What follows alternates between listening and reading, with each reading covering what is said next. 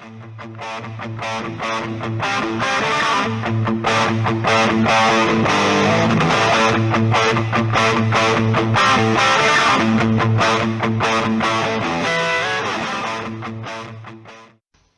up, guys? Welcome to Don't Fake the Funk. Yeah, it's Wednesday evening here, 27th of August 2014, and this is a new segment of Don't Fake the Funk, calling it MMA Vista. Vista actually means view in English, so it's MMA view. Yeah, Vista, just a Spanish word I came up with. And yeah, so if you want to be on the show with me, just to talk MMA or give some predictions, previews, reviews of upcoming and recent cards, just hit me up on Twitter, and you can be on here, just have some talk for 20 to 25 minutes maybe. And I'm gonna try to do one of these maybe once a week at least, or at least before UFC cards, to give some predictions, and sometimes even to do some reviews, So just to give some preview for the upcoming card on Saturday. Saturday actually my birthday, so might be drunk watching the fights then. But yeah, UFC 177 on Saturday. Actually, probably one of the worst cards, pay-per-view cards in history, I have to say. There's a lot of complaints, a lot of people complaining, which is understandable because just not that much of a good card. Even before they pulled the Demetrius Johnson Chris Carriazo fight, because actually the event had two title fights, but when John Jones got injured, they pulled the Johnson fight, Johnson versus Carriazo fight, and put it as the new main event of UFC 178. So yeah, now UFC 177 only one title fight, but a couple interesting fights on there, like Shayna Baszler making her debut in the UFC after being on The Ultimate Fighter, and also the co-main event, 10th Planet guy Tony Ferguson against Danny Castillo. Interesting fight, because Tony Ferguson really improved striking, showed his power in his last fight against Kikuno, knocked him out, and yeah, his ground game is ever evolving. His Mars chokes, so-called variation of the Darce choke that he does, it's a very good submission. He actually has a win like that in the UFC, very impressive.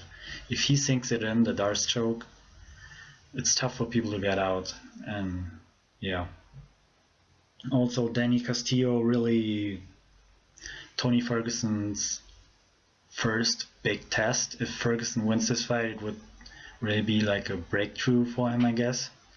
And Castillo is a great fighter. He's a strong wrestler, training with Alpha Male in Sacramento, Uriah Faber, Chad Mendes, the champion TJ Dillashaw, Joseph Benavidez, and all those guys up there. So he's a strong wrestler. He really has the conditioning and cardio.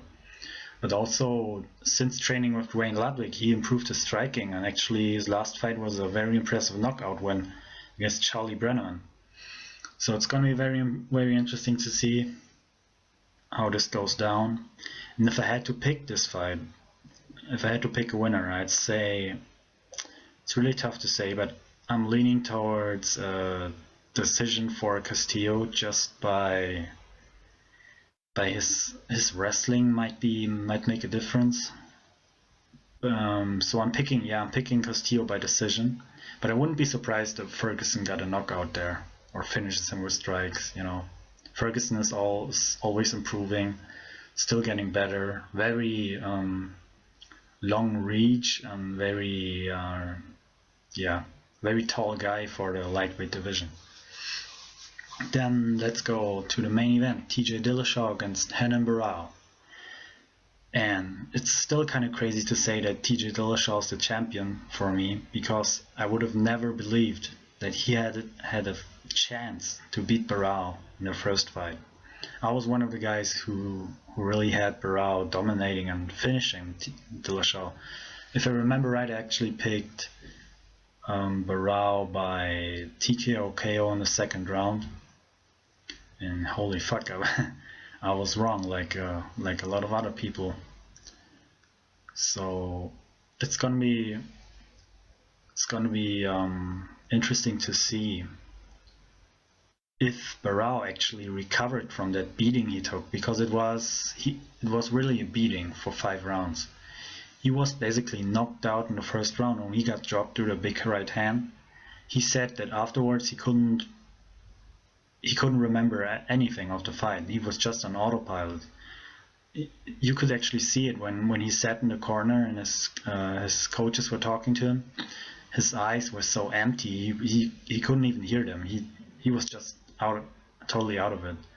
And then later in the fight, he was finished by a head kick and then a couple punches, combination by Dillashaw, and yeah, he was out. So it hasn't been that long since the first fight. Because of that, I think I'm not really sure if he really had enough time to recover from that beating. It's definitely one of the things we have to look at, or have to have in mind when we watch the fight. Let's see how it goes down.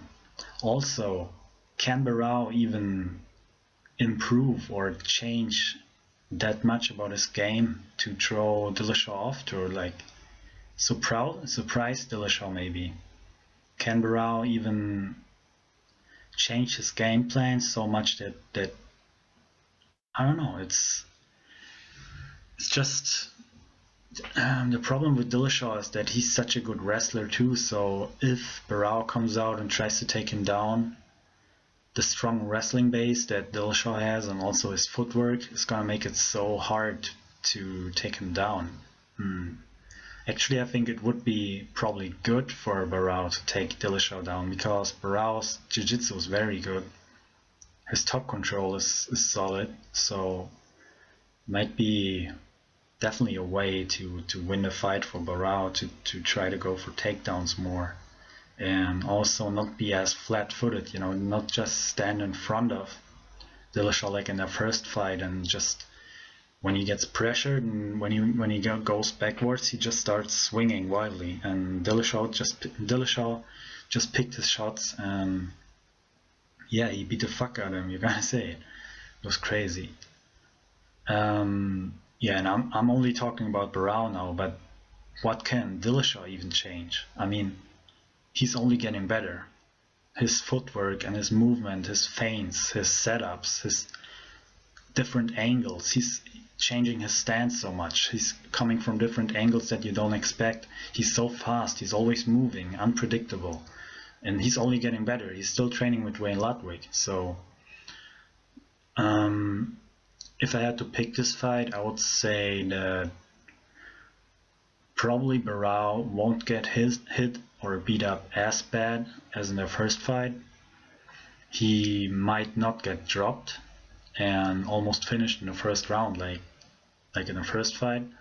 And Barao might even land a couple more punches, because this time he won't have this autopilot factor after the first round, he won't be badly hurt after the first round maybe. So I think it's going to be a little closer of a fight, but I see Dillashaw still outpointing him and landing more shots standing, just by moving around a lot, and yeah, still always being a quick faster than a step quicker than Barao, So if I had to pick this fight, I'm gonna pick Dillashaw by unanimous decision, probably winning every round. Yeah, that's my pick for this one. Then just a little review what happened this past weekend. There were two UFC events actually. One in Macau, China. In the co-main event, Tyron Woodley against Dong Hyun Kim. And pretty interesting, because Woodley just totally destroyed Dong Hyun Kim, which I didn't really expect it. I thought Dong Hyun Kim would do a little better. And yeah, it's actually interesting about Dong Yong Kim that in the past he was known as like this grappling guy who took people down and just dominated them with top control, a bit of a bit of a boring fighter, you could say. Like he decisioned Paulo Tiago, Sia Bayozada like that, just taking them down and controlling them. And then he had this fight against Eric Silva where he landed this big punch and knocked Silva out. And probably since then he has a little bit more of this flashy style, doing a lot of spinning stuff, and he knocked out John Hathaway with a spinning elbow. So he's probably trusting, since the Eric Silva knockout, he's been trusting his stand-up a lot more, which against Tyron Woodley didn't work out at all, because he tried a spinning back fist. If you look at it, he's spinning with a spinning back fist or elbow, I don't remember, but he's spinning, and right when the back of his head is facing Woodley, and Woodley just clocks him with his fucking right hand right on the side of the head, like almost on the neck. And yeah, Dong Yong Kim went down, and just a couple more punches and he was done. So yeah, big win for Tyron Woodley actually. And yeah, what's next for Tyron Woodley? I think they're probably going to do a fight against Matt Brown. Matt Brown lost against Robbie Lawler in the #1 contender fight, which wasn't that close of a fight, but Brown still looked good. So I think it would make sense to have Woodley face Matt Brown. Would also be an interesting fight to see. Also, most of the other guys in the welterweight division, like Rory McDonald is gonna fight Tarek Saffiedine. Robbie Lawler is gonna fight Hendricks for the title early next year. So they're all kind of already set up for fights, you know. Hector Lombard is still injured, I think. And also Lombard and Tyron Woodley, they're teammates, so probably not gonna fight. And yeah, I see Woodley against Matt Brown is a very good fight. Then what's next for Dong Yong Kim? That's actually, yeah, that's right now I don't know, but he has to probably see that he gets a win in his next fight. So wouldn't surprise me if he goes back to his more grappling based style in his next fight and be a little more conservative with striking, not as flashy and wild, because against an explosive guy like Woodley, it just won't work. Just a bad idea to come out like that. Then in the main event at UFC Macau, Michael Bisping against Kung Lee. And another fight where I picked the wrong guy. I had Kung Lee winning this one because I thought that Bisping was pretty much done. After the fight against Tim Kennedy, well, he looked so bad in the fight against Tim Kennedy, so out of it, he was taken down repeatedly. Kennedy landed big shots, and Bisping was just not in the fight at all, which was probably because he couldn't train really for a long time because of his eye injury. He couldn't spar, and yeah, he wasn't 100%. I think his timing was off. He didn't look that good against Tim Kennedy, so I figured Kung Lee might catch him or something big, and Bisping's chin isn't all that good either, so I thought that Kung Lee would be able to catch him, kind of like Kung Lee caught Rich Franklin when they fought almost 2 years ago. But yeah, Kung Lee knocked Franklin out cold with a right hook. So yeah, Michael Bisping totally dominated the fight, you gotta say it. Maybe in the first 2 rounds not as bad, but then he hit Kung Lee with this left hook right to the eye socket, and Kung Lee's eyes swelled up so bad he was like blinking. It wasn't an eye poke because he hit him with a knuckle right in the eye, and his eye was fucked up. And yeah, Bisping just kept punching his face and opened up a lot of cuts, and Kung Lee could barely see out of his eyes. He showed a lot of heart. He kept fighting, throwing some punches, and even landed a few big ones, but yeah, Bisping was just really on point in this fight, gotta say it. Then yeah, Bisping finished him in the 4th round with a combination, landed a knee, a couple more punches on the ground. Yeah. So yeah, what's next for? Let's start with Kung Lee. What's next for Kung Lee? Let's make it short. Retirement. I think it's over for him. His losses in the UFC were really bad. Wanderlei Silva beat him up, broke his nose and knees from the clinch. Now this beating against Michael Bisping, he doesn't need that anymore. He's a movie star. He makes a few movies, makes decent money, I guess. I think it's over. He had such a long layoff, almost 2 years, and now coming back at 42. I don't know what he's going to bring to the table anymore. It's just, I don't see him doing much in the UFC anymore if he comes out like that. And also, I don't know if I want to get too much into that, but his physique looked better than ever. You gotta say it. He looked huge, he looked ripped. He had crazy back now, like his back was all fucked up. And some people implied or are sure that he's using steroids. He was on some kind of juice for that fight. Yeah. Just look at him. He looked pretty much as good as ever at 42 after a 2-year layoff. So make of it what you want. But yeah, he still got beat up. So whatever. And what's next for Michael Bisping? Bisping is back on track now. He's still top 10 in UFC, lower top 10 in the middleweight division, and there's strong rumors that they're gonna make a fight against Luke Rockhold, because they've been Rockhold and Bisping, they've been kind of at it and trash talking for a while now. So that's probably the fight they're gonna make, which is a good fight. I think it's gonna be a good lead up to the fight. But I'm not even the guy who's so interested in all that lead up. I just want to see a good fight. And yeah, it's gonna be an interesting fight. Both are good strikers. Both kind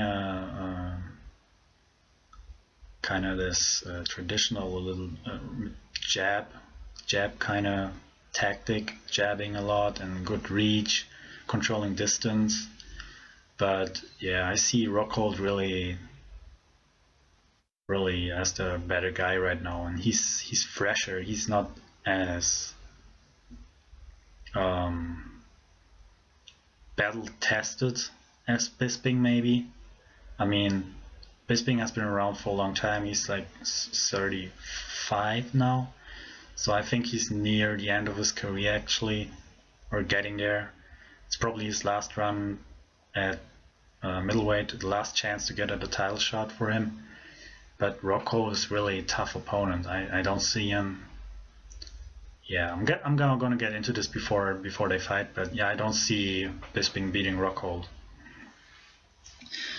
Anyways, then the other card on Saturday was a fight night in Tulsa, Oklahoma. And actually in the co-main event, we had, sorry about that, but yeah, I'm gonna talk about the main event first actually, because another huge upset, like not like when Dillashaw beat Barao, but still a big upset. Rafael dos Anjos knocking out Benson Henderson in the first round. And Jesus Christ, I didn't see that coming either. I thought that Henderson would probably win the decision with grinding style. Like, he's very good at winning rounds by just a little detail. He's been winning fights like that too. So I had Henderson winning this by decision, but yeah.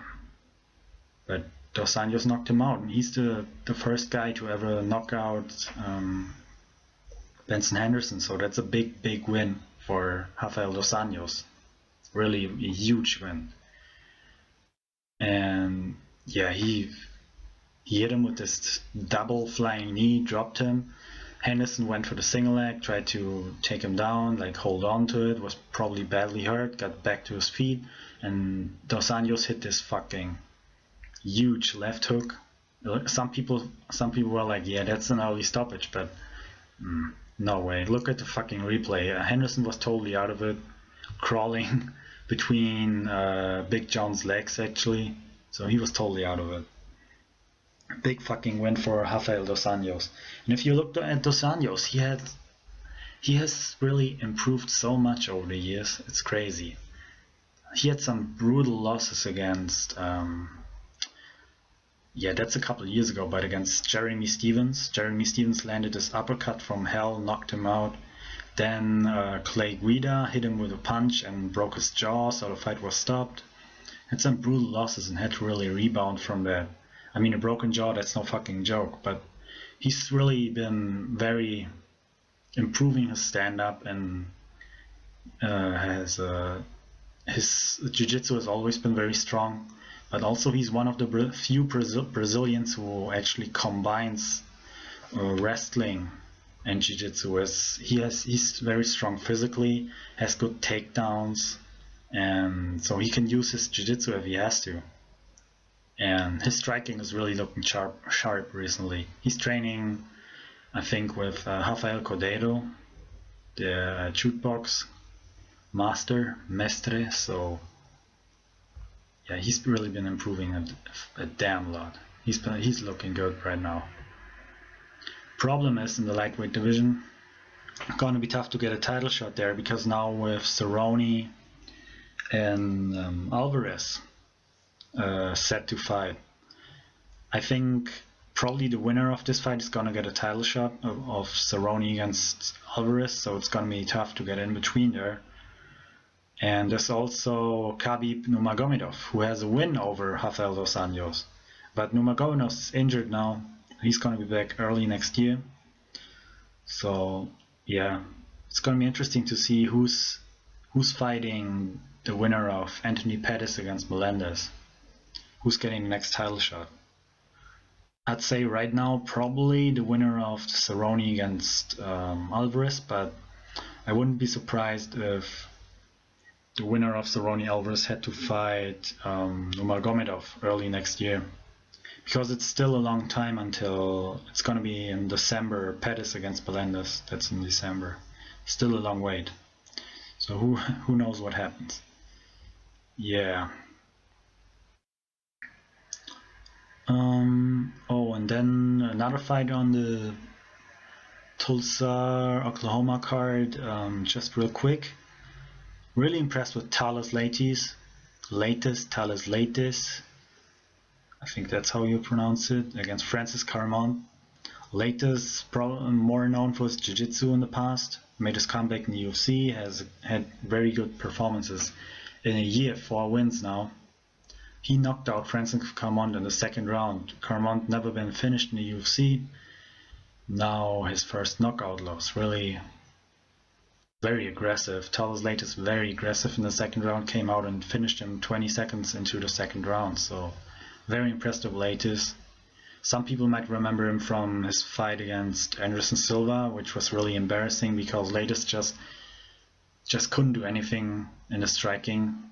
So he just kept dropping to his butt and butt scooting all over the octagon, trying to get Silva to get into his guard, but it was just a very boring fight. And Silva not as aggressive. Silva could have done more, yeah. But that's years ago, and Leites has really improved a lot. Had some fights outside of UFC, made his comeback a year ago, and now has 4 wins already. And now 2 knockout wins in a row, so yeah, gonna be interesting how far he can go.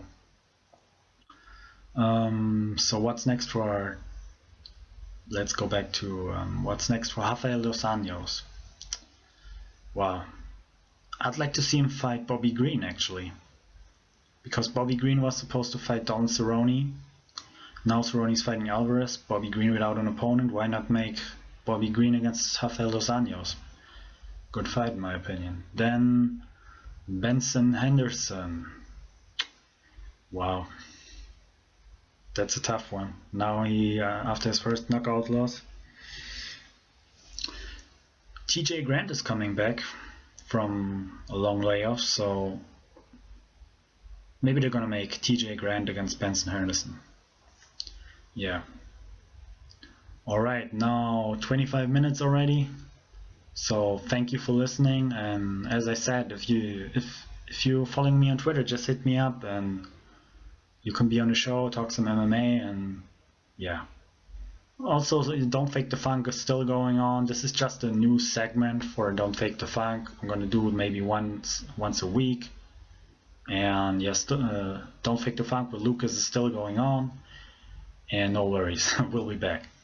And special shout out to Danny Pin for putting and providing Don't Fake the Funk through his Fist Button network now on iTunes. So thank you, Danny, for putting it up on iTunes. You're the man. Alright, thank you very much for listening, and see you next time on Don't Fake the Funk MMA Vista.